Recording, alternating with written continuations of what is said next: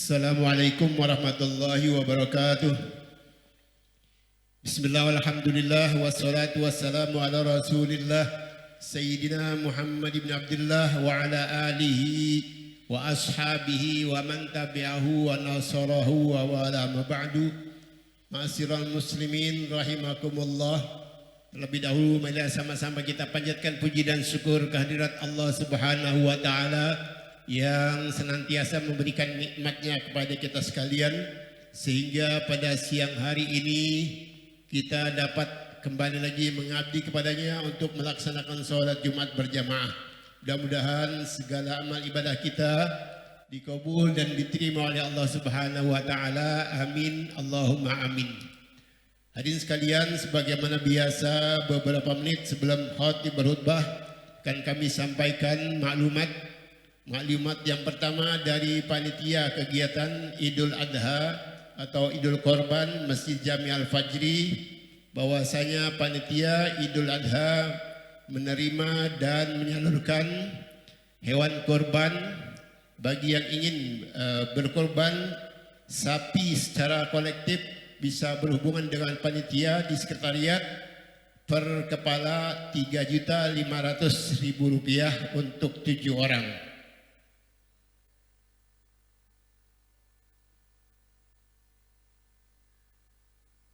Yang berikut undangan Majlis Taklim Nurul Mustafa RW 01 Pasar Minggu mengundang kita dalam acara tersebut yang akan dilaksanakan pada hari Sabtu malam Ahad tanggal 17 Mei 2025 pukul 20 sampai dengan selesai.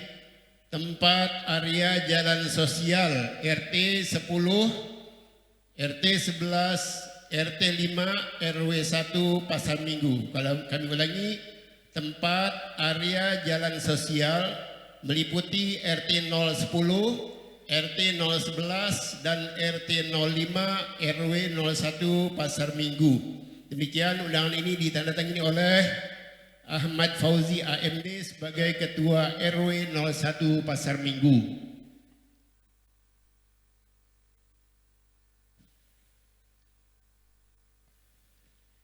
Berikut laporan kas Masjid Jami Al-Fajri bulan Mei Jumat ketiga. Saldo kas 9 Mei 2025 Rp17.340.769.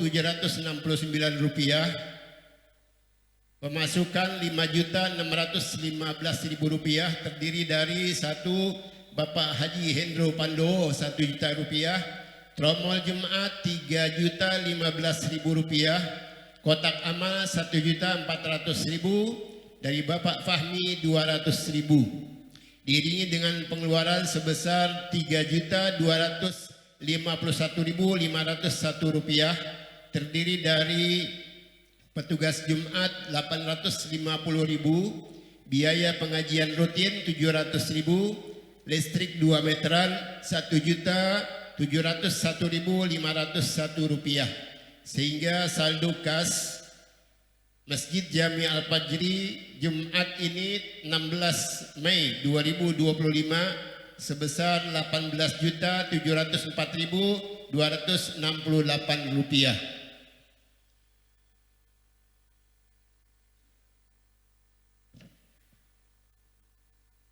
Berikut dari panitia pembangunan Masjid Jami Al-Fajri per tanggal 16 Mei 2025. Saldo pekan lalu Rp24.659.883. Pemasukan Rp4.144.000 terdiri dari Bapak Haji Hendro Pandowo Rp1.000.000, hamba Allah Rp100.000, kotak amal pembangunan masjid Rp1.684.000, tong-tong warga RT 18 RW 1 Rp1.260.000, kotak amal di pos rumah sakit siaga Rp100.000, diiringi dengan pengeluaran sebesar Rp2.736.000 untuk belanja material dan kesekretariatan, sehingga saldo kas panitia pembangunan Masjid Jami Al-Fajri saat ini sebesar Rp27.067.883.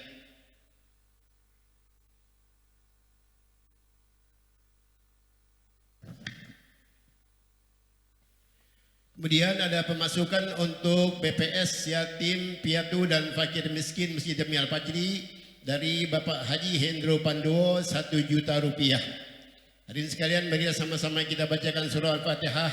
Mudah-mudahan apa yang diniatkan oleh para donatur, oleh para penyumbang dikabul dan diterima oleh Allah Subhanahu wa taala. Dilancarkan urusannya, diluaskan rezekinya. Barangkali diantaranya ada yang sedang terganggu kesehatannya, semoga Allah berikan kesehatan yang prima dan dapat beraktivitas sebagaimana sedia kala. Ala aziniyah wa ila hadatin Nabi Muhammadin sallallahu alaihi wasallam. Al-Fatihah. A'udzubillahi minasyaitonir rajim. Bismillahirrahmanirrahim.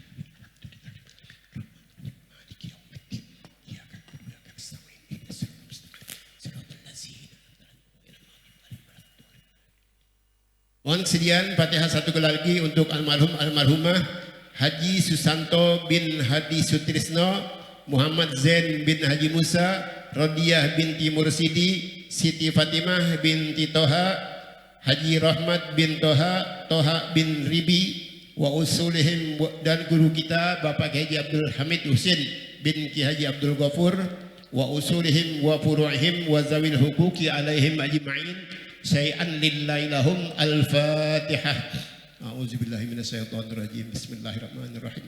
Alhamdulillahirabbil alamin arrahmanir rahim maliki yaumiddin. Iyyaka na'budu wa iyyaka nasta'in. Ihdinas siratal mustaqim. Siratal ladzina an'amta 'alaihim ghairil maghdubi 'alaihim waladdallin. Terima kasih bertindak khatib pada hari ini Al-Ustaz Haji Sa'rani Bilal, Ustaz Hafiz Bakir, dan untuk Jumat yang akan datang tanggal 23 Mei 2025 khatib kita insyaallah Ustaz Ahmad Nurul Huda, Sarjana Agama, dan untuk petugas muazzin Ustaz Saiful Hamdi M. Hasan. Lebih kurang mohon maaf. Wassalamualaikum warahmatullahi wabarakatuh.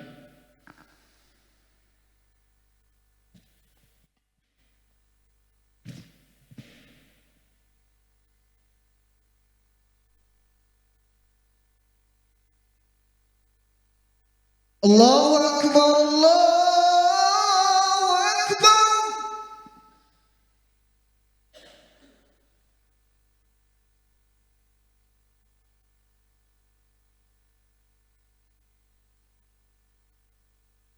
Allah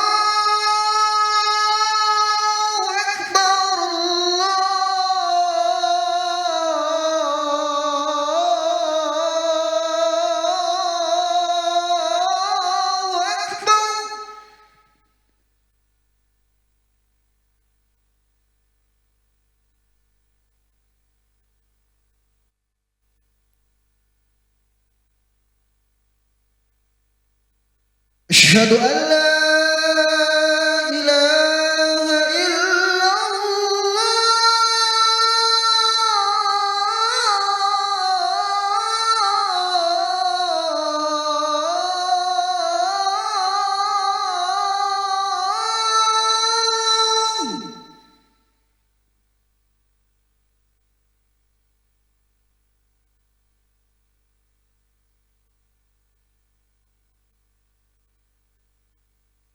أشهد أن لا إله إلا الله.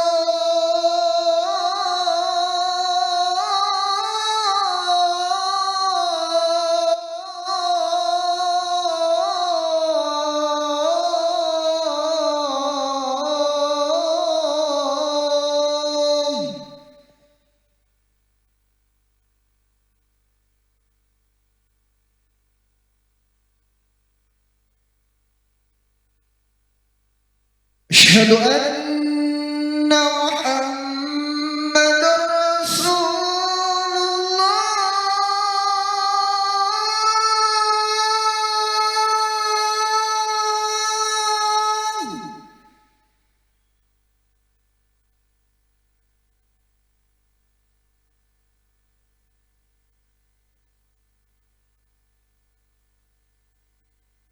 أشهد أن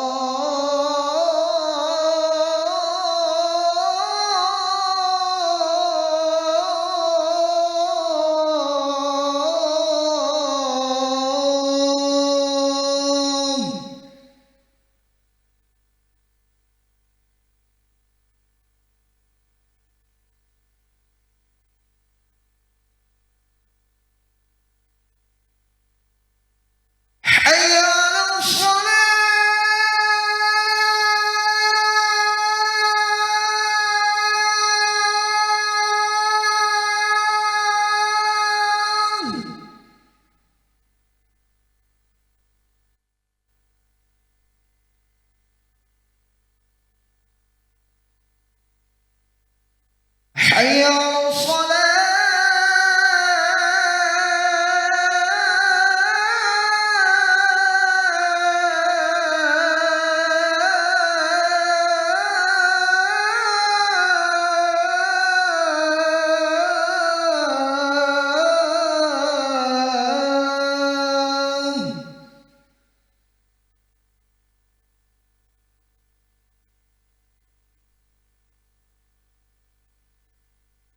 حي على الفلاح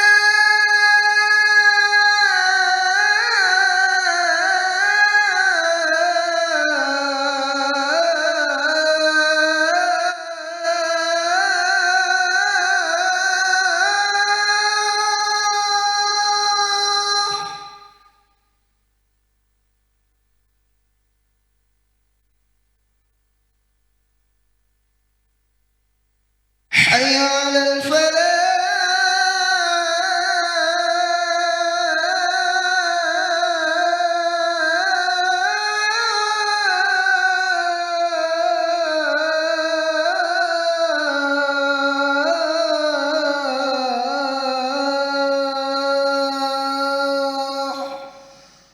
الله أكبر الله أكبر لا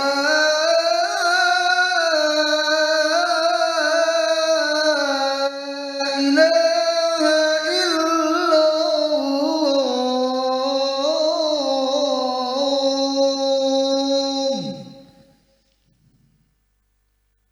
لا إله إلا الله محمد رسول الله صلى الله عليه وسلم اللهم رب هذه الدعوة التامة والصلاة القائمة آت سيدنا محمدا الوصلة والفضيلة الشرف والدرجة العالية رفيعه وعصفه مقام محمودا الذي وأتى يا أرحم الراحمين إنك لا تخلف الميعاد فل والوالدي يا رب فل والوالدي فل والوالدي يا رب فل والوالدي فل والوالدي يا رحمن وارحمهما كما ربياني صغيرا صلى الله عليه الوكيل لا حول ولا قوة إلا بالله العلي العظيم صلى الله على سيدنا محمد وعلى آله وصحبه وسلم الحمد لله رب العالمين.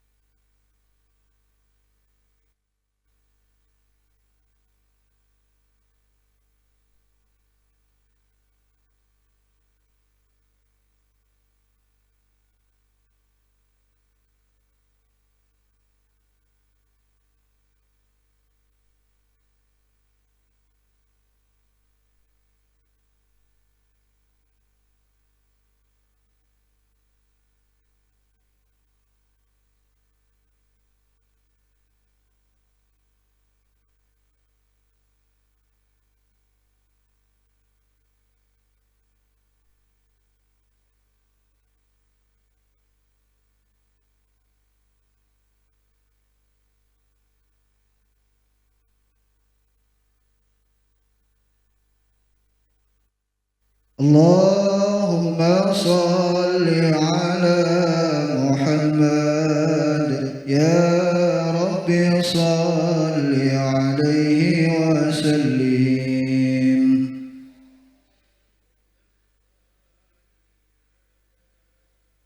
محمد يا ربي صل عليه وسلم في حب سيدنا محمد نور لبدر الهدى متمم اللهم صل على محمد يا ربي صل عليه وسلم قلبي يحن إلى محمد ما زال من وجده متيم اللهم صل على محمد يا ربي صل عليه وسلم ما لي حبيب سوى محمد خير الرسول النبي المكرم اللهم صل على محمد يا ربي صل عليه وسلم شوق الحبيب إلى محمد أفناه ثم به تهيم اللهم صل على محمد يا ربي صل عليه وسلم اللهم صل وسلم وبارك عليه وعلى آله.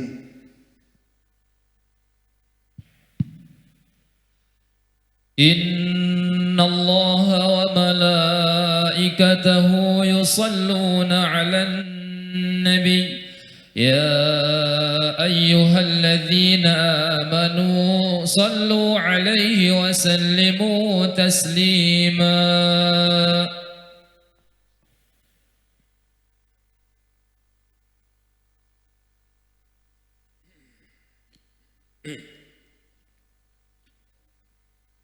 السلام عليكم ورحمة الله وبركاته. الله أكبر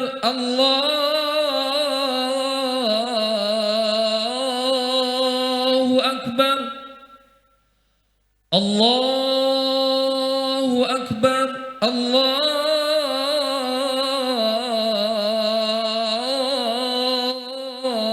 الله أكبر. أشهد أن لا إله إلا الله.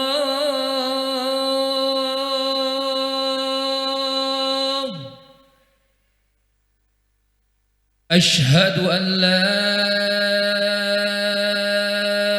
إله إلا الله.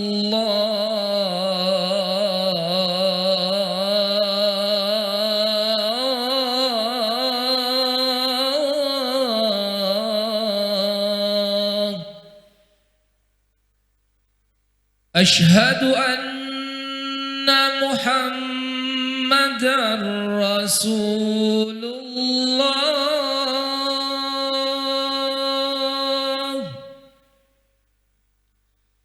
أشهد أن محمدًا رسول الله.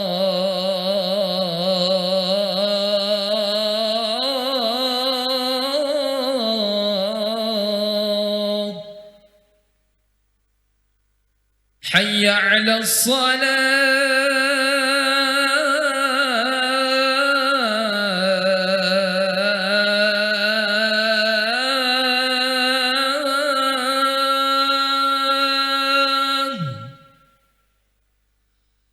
حي على الصلاة.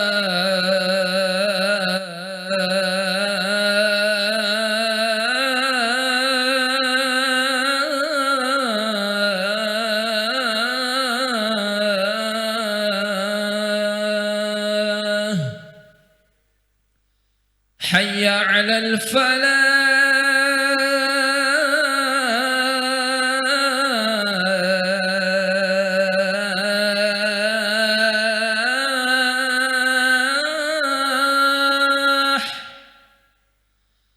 حي على الفلاح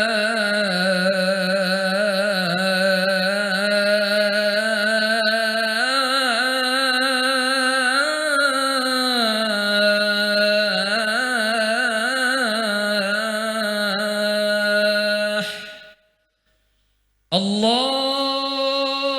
أكبر الله أكبر لا إله إلا الله.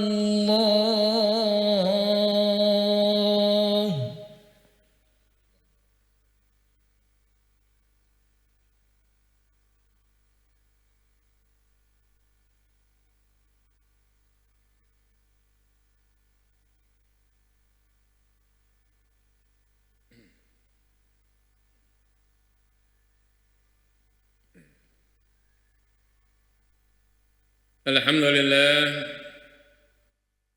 لله الذي أمرنا بصلة الأرحام. أشهد أن لا إله إلا الله وحده لا شريك له ذو الجلال والإكرام، وأشهد أن سيدنا ونبينا محمدا عبده ورسوله المبعوث رحمة للأنام. اللهم صل وسلم وبارك على سيدنا محمد وعلى آله وأصحابه برارة الكرام. أما بعد فيا عباد الله، أوصيكم ونفسي بتقوى الله من يومنا هذا إلى يوم الزحام. يقول الله سبحانه وتعالى في القرآن الكريم وهو أصدق القائلين: يا أيها الذين آمنوا اتقوا الله حق تقاته ولا تموتن إلا وأنتم مسلمون. وقال تعالى: إن الله يأمر بالعدل والإحسان وإيتاء ذي القربى وينهى عن الفحشاء والمنكر والبغي يعظكم لعلكم تذكرون. وقال الرسول صلى الله عليه وسلم: من كان يؤمن بالله واليوم الآخر فليصل رحمه.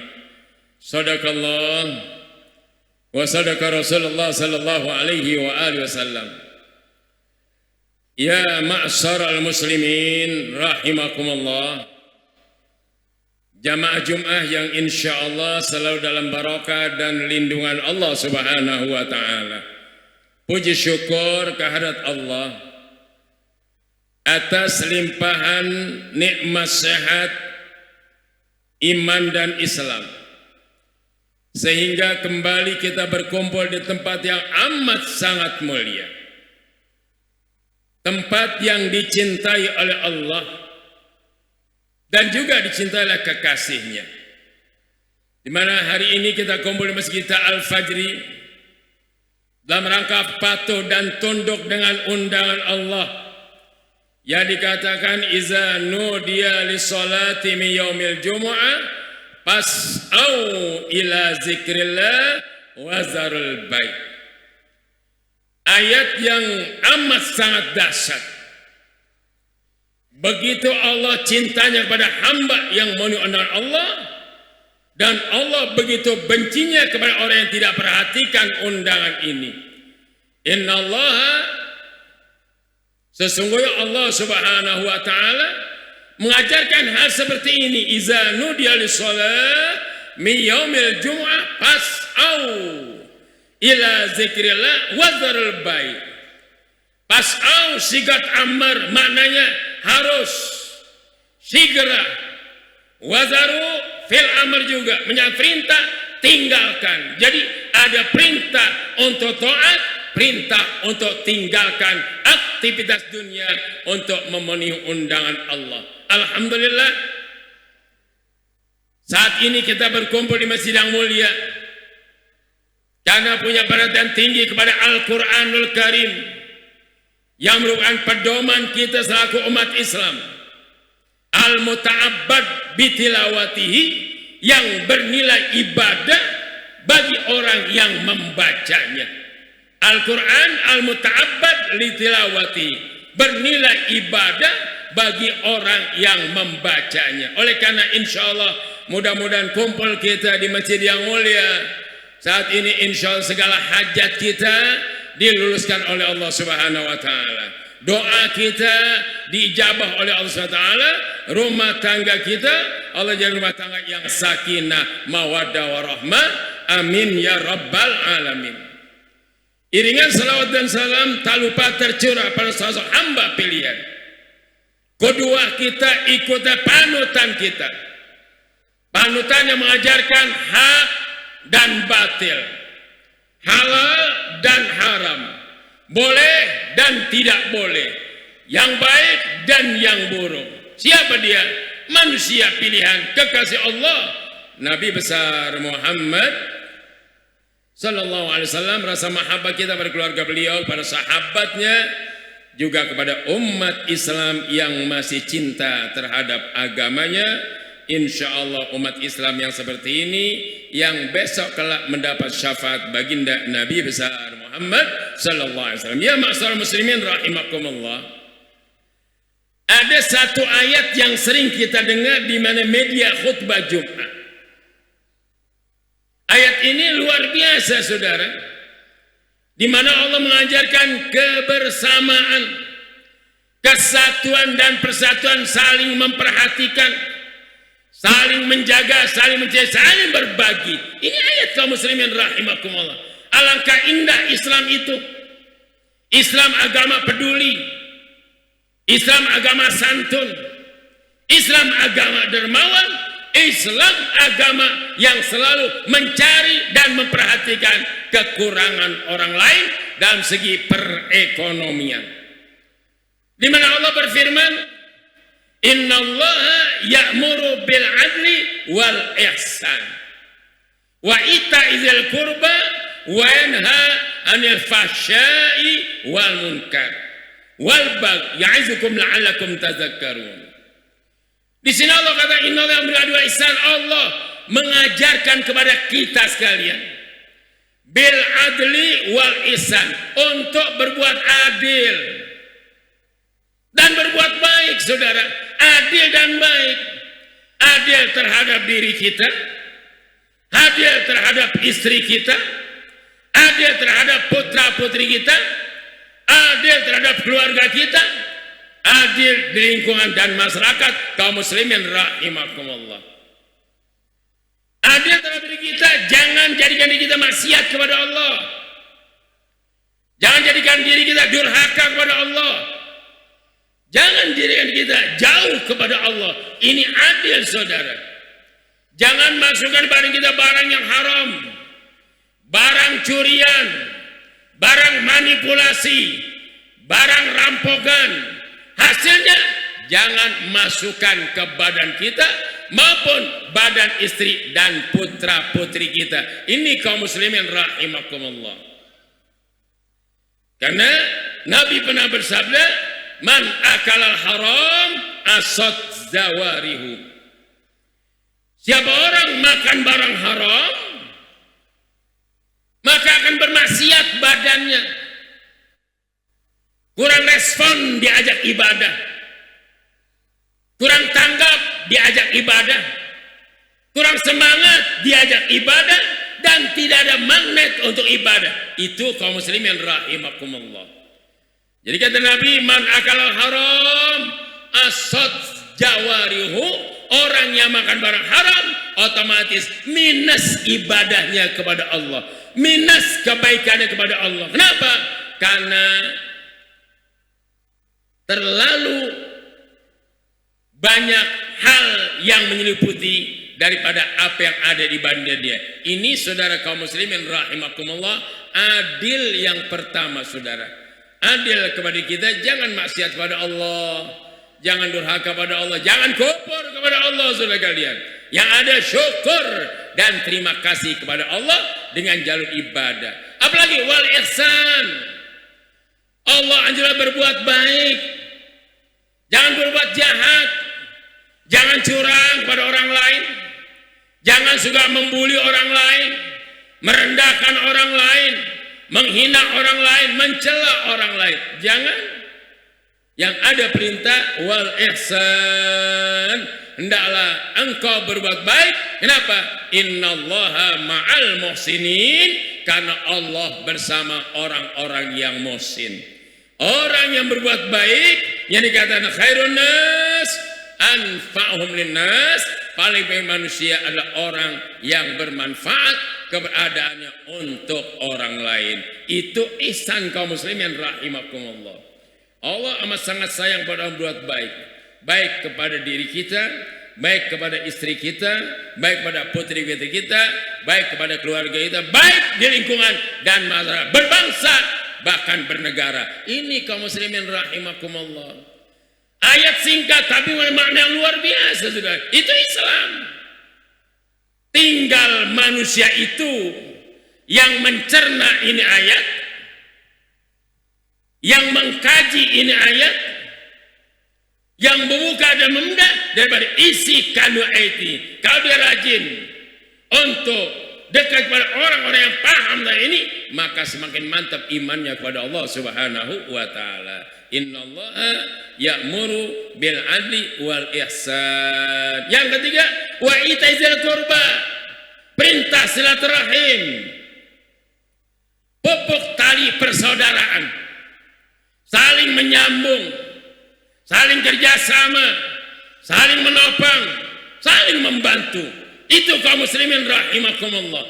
Bahkan dalam hadis Nabi yang lain, Nabi katakan, salasun min makarimil akhlak.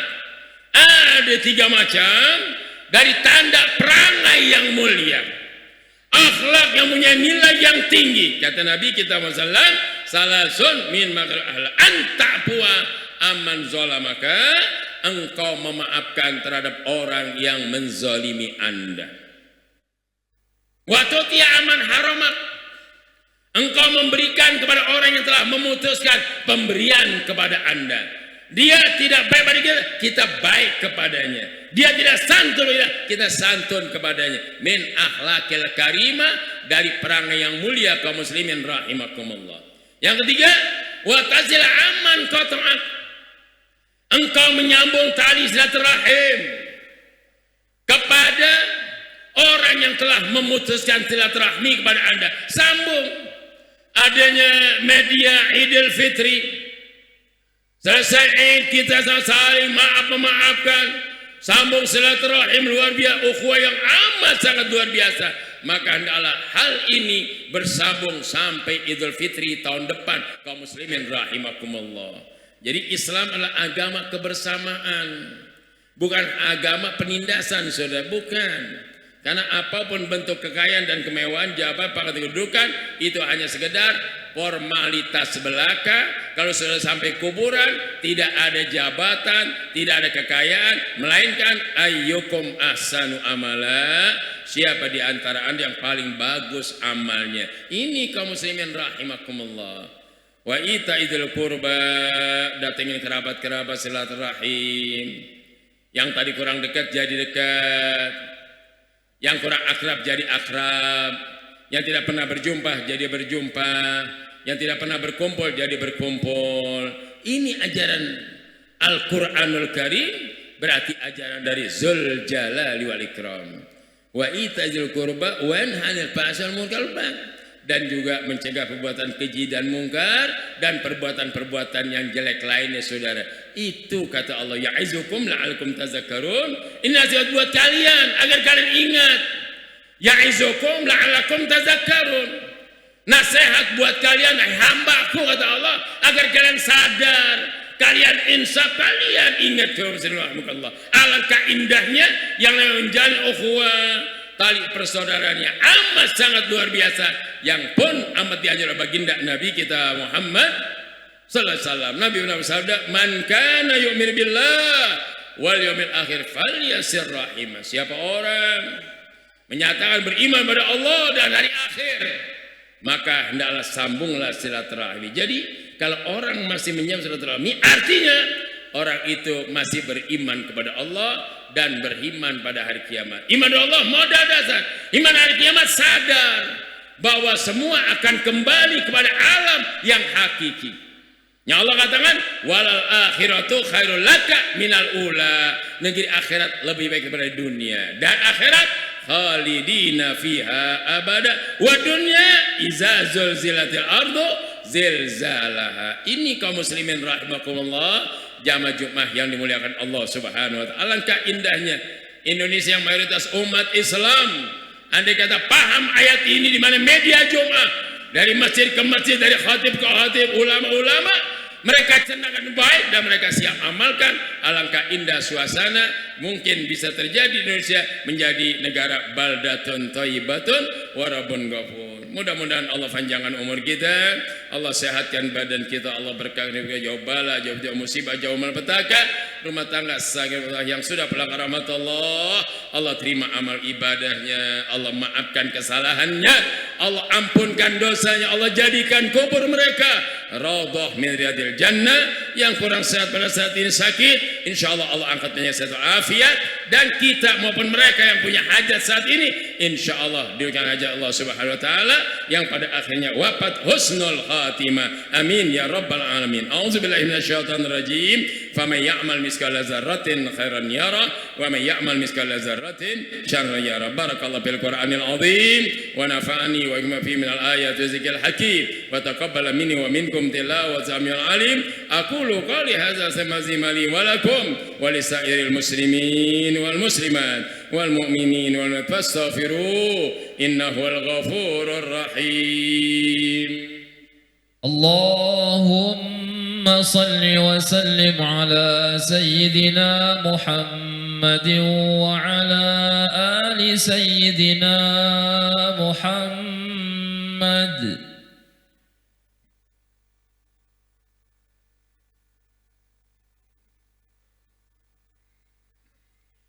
Alhamdulillah hamdan katsiran kama amara, asyhadu an la ilaha illallah wahdahu la syarika lah, iqraran bi rubagaman liman jahada wa kafar, asyhadu anna sayyidana wa nabiyyana Muhammadan abduhu wa rasuluh sayyidul haqqil bashar. Allahumma shalli wa sallim wa barik ala sayyidina Muhammadin wa ala alihi washabil gurar mata salat anna min azhar uzun wa khabar mi wa min hadza ila yaumil mahsyar. Amma ba'du fa ya ayuhan nas ittaqullaha fi ma amar wa antahu amanaha anhu wa zar wa'lamu anna Allah ta'ala amarakum bi amrin bada bi nafsi wa sanna bi malaikati musabbihati bi kursi wa qala ta'ala wa lam yazal qailan alima inna Allaha wa malaikatahu yusalluna 'alan nabi ya ayyuhallazina amanu sallu 'alaihi wa sallimu taslima. Allahumma salli wa sallim wa barik 'alaihi wa ala alihi wardallahumma ala arba'atil khulafa'ir rasyidin Abi Bakrin wa Umar Utsman wa Ali wa baqiyati sahabati wa tabi'in wa tabi'in man tabi'ahum bi ihsan ila yaumid wa alaina ma'ahum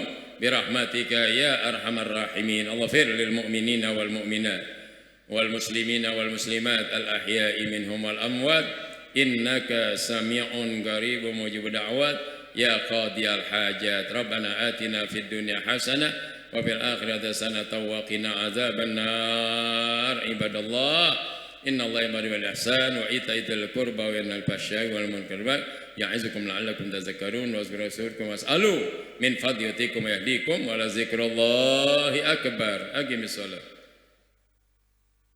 الله أكبر الله أكبر أشهد أن لا إله إلا الله أشهد أن محمد رسول الله حي على الصلاة حي على الفلاح قد قامت الصلاة قد قامت الصلاة الله أكبر لا إله إلا الله.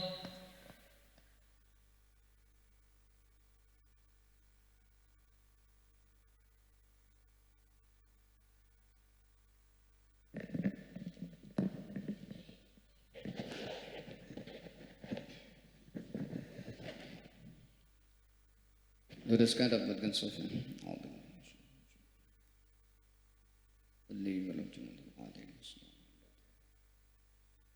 Allahu Akbar.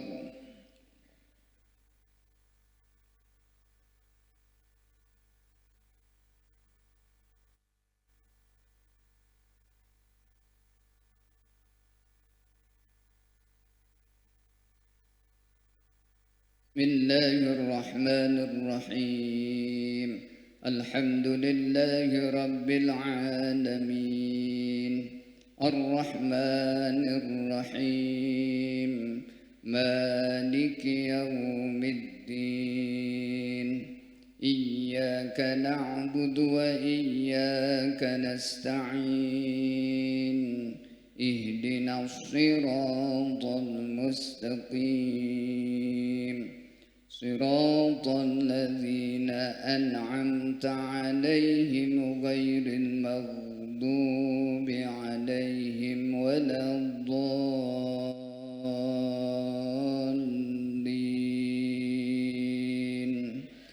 آمين.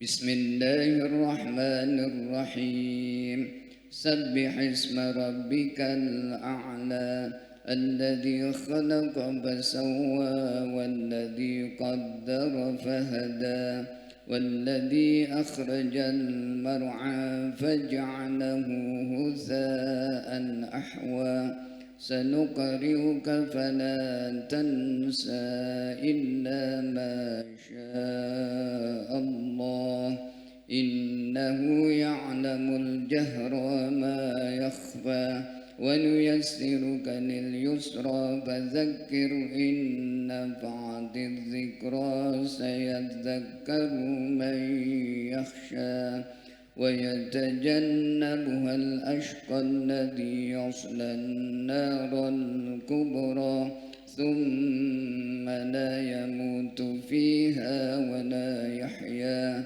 قد أفلح من تزكى وذكر اسم ربه فصلى بل تؤثرون الحياة الدنيا والآخرة خير وأبقى إن هذا لبالصحف الأولى صحف إبراهيم وموسى. الله أكبر.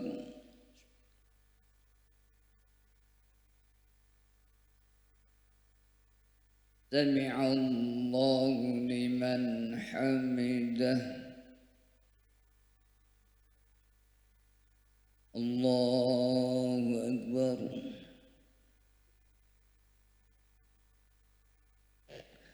الله أكبر.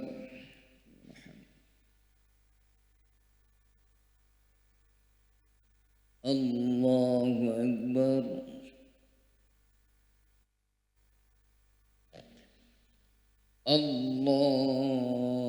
الله أكبر.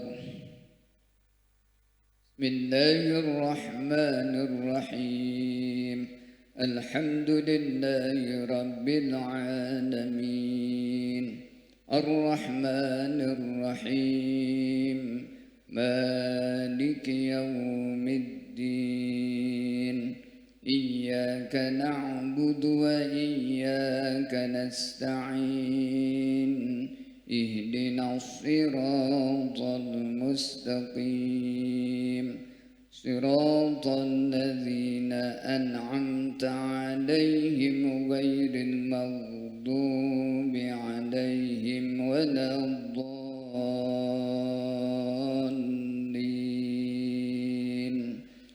آمين.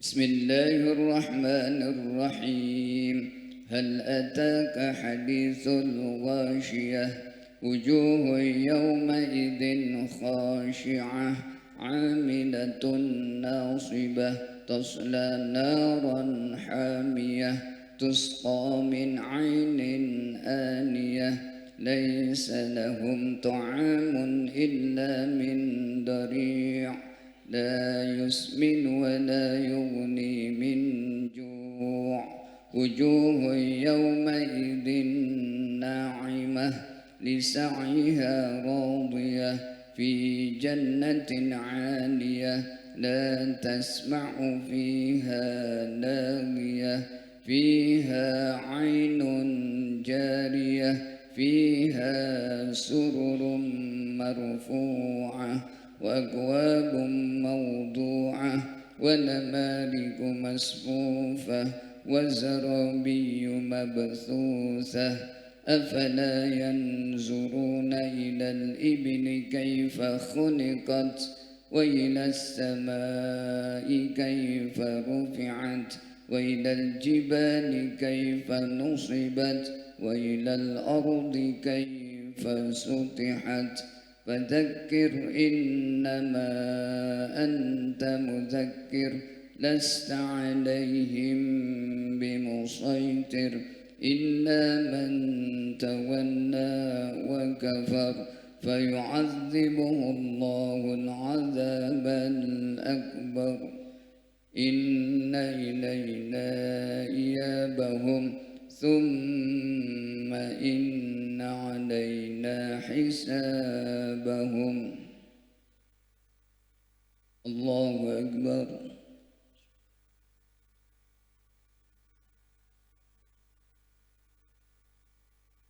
سمع الله لمن حمده. الله أكبر.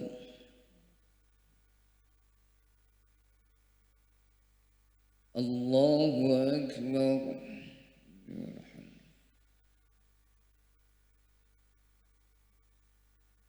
الله أكبر.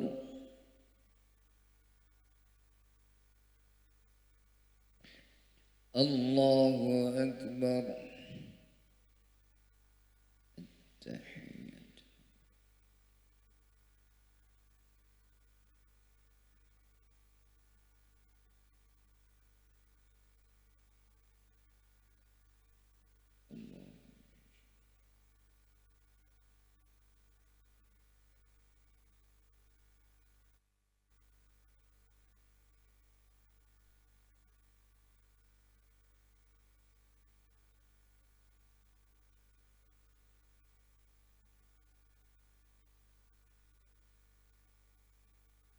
السلام عليكم ورحمة الله. السلام عليكم ورحمة الله. السلام عليكم يا حضرة النبي صلى الله عليه وسلم. الفاتحة. أعوذ بالله من الشيطان الرجيم. بسم الله الرحمن الرحيم. الحمد لله رب العالمين الرحمن الرحيم مالك يوم الدين. إياك نعبد وإياك نستعين اهدنا الصراط المستقيم صراط الذين أنعمت عليهم غير المغضوب عليهم ولا الضالين آمين. بسم الله الرحمن الرحيم. الحمد لله رب العالمين الرحمن الرحيم مالك يوم الدين. إياك نعبد وإياك نستعين اهدنا الصراط المستقيم صراط الذين أنعمت عليهم غير المغضوب عليهم ولا الضالين آمين. بسم الله الرحمن الرحيم. الحمد لله رب العالمين الرحمن الرحيم مالك يوم الدين. إياك نعبد وإياك نستعين اهدنا الصراط المستقيم صراط الذين أنعمت عليهم غير المغضوب عليهم ولا الضالين آمين. بسم الله الرحمن الرحيم. الحمد لله رب العالمين الرحمن الرحيم مالك يوم الدين. إياك نعبد وإياك نستعين اهدنا الصراط المستقيم صراط الذين أنعمت عليهم غير المغضوب عليهم ولا الضالين آمين. بسم الله الرحمن الرحيم. الحمد لله رب العالمين الرحمن الرحيم مالك يوم الدين. إياك نعبد وإياك نستعين اهدنا الصراط المستقيم صراط الذين أنعمت عليهم غير المغضوب عليهم ولا الضالين آمين. بسم الله الرحمن الرحيم. الحمد لله رب العالمين الرحمن الرحيم مالك يوم الدين. إياك نعبد وإياك نستعين اهدنا الصراط المستقيم صراط الذين أنعمت عليهم غير المغضوب عليهم ولا الضالين آمين. بسم الله الرحمن الرحيم. الحمد لله رب العالمين الرحمن الرحيم مالك يوم الدين. إياك نعبد وإياك نستعين اهدنا الصراط المستقيم صراط الذين أنعمت عليهم غير المغضوب عليهم ولا الضالين آمين. بسم الله الرحمن الرحيم. قل هو الله أحد الله الصمد لم يلد ولم يولد ولم يكن له كفوا أحد. بسم الله الرحمن الرحيم. قل هو الله أحد الله الصمد لم يلد ولم يولد ولم يكن له كفوا أحد. بسم الله الرحمن الرحيم. قل هو الله أحد الله الصمد لم يلد ولم يولد ولم يكن له كفوا أحد. بسم الله الرحمن الرحيم. قل هو الله أحد الله الصمد لم يلد ولم يولد ولم يكن له كفوا أحد بسم الله الرحمن الرحيم قل هو الله أحد الله الصمد لم يلد ولم يولد ولم يكن له كفوا أحد بسم الله الرحمن الرحيم قل هو الله أحد الله الصمد لم يلد ولم يولد ولم يكن له كفوا أحد بسم الله الرحمن الرحيم قل هو الله أحد الله الصمد لم يلد ولم يولد ولم يكن له كفوا أحد بسم الله الرحمن الرحيم قل أعوذ برب الفلق من شر ما خلق ومن شر غاسق إذا وقب من شر النفاثات بالعقد ومن شر حاسد إذا حسد بسم الله الرحمن الرحيم قل أعوذ برب الفلق من شر ما خلق ومن شر غاسق إذا وقب ومن شر النفاثات بالعقد ومن شر حاسد إذا حسد بسم الله الرحمن الرحيم قل أعوذ برب الفلق من شر ما خلق ومن شر غاسق إذا وقب ومن شر النفاثات بالعقد ومن شر حاسد إذا حسد بسم الله الرحمن الرحيم قل أعوذ برب الفلق من شر ما خلق ومن شر غاسق إذا وقب ومن شر النفاثات بالعقد ومن شر حاسد إذا حسد بسم الله الرحمن الرحيم قل أعوذ برب الفلق من شر ما خلق ومن شر غاسق إذا وقب ومن شر النفاثات بالعقد ومن شر حاسد إذا حسد بسم الله الرحمن الرحيم قل أعوذ برب الفلق من شر ما خلق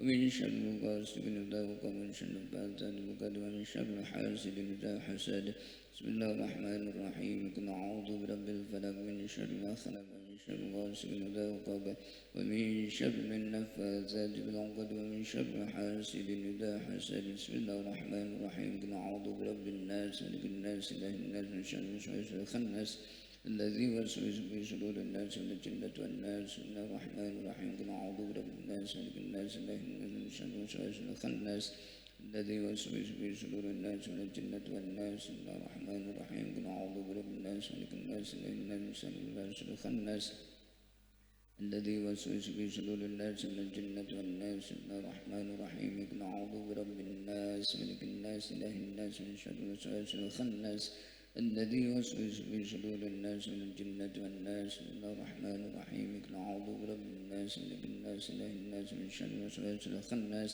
الذي يوسوس في صدور